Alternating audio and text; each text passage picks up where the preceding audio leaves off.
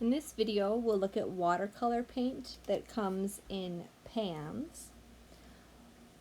Watercolor is pigment with a water-soluble binder, meaning it can be thinned with water, and it's transparent.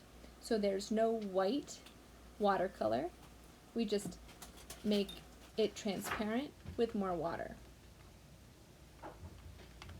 If you are one of the first ones to use this watercolor pan, you'll have a brush inside that has this little plastic tube.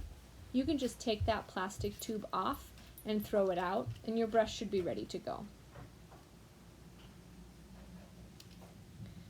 You'll need a rag just to dry your brush. You'll need a piece of scratch paper. Try a couple different size brushes. And you can use one of these palettes, but I think that the little plastic lid that comes in the watercolor pan is good enough for mixing color. So I usually just use this space right here. You'll of course need some water. And to get your paints going, all you need is a little bit of water in that watercolor pan. And here I am mixing an orange. So even though there's an orange in my watercolor tray here, I can go ahead and mix my own orange. And you'll see if I add more or less red or yellow, I can end up with a lot of different oranges.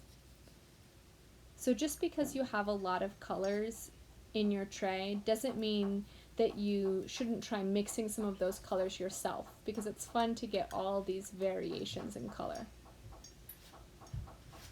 You'll notice I'm rinsing my brush between every color.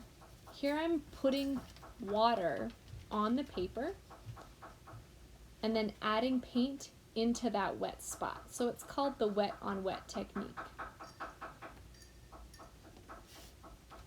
Here I'm going to have a fairly dry brush, and this is called the dry brush technique, and it gets really textural.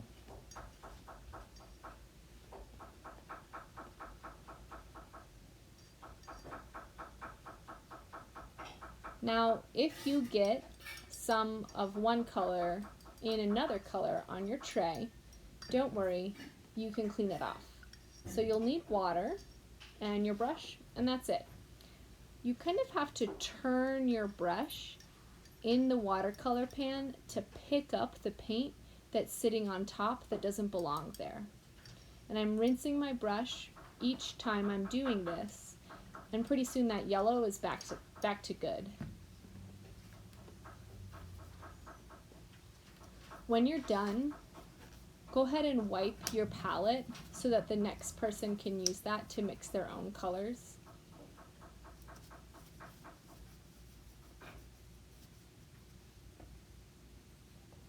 The other thing you'll need to do is one person from each table can take all the brushes and brush them against your hand under running water to wash them over at the sink. You'll also need to make sure that that palette side is dry before you close your paints, otherwise the paints will get really messy. One person can put all of the water back in the sink.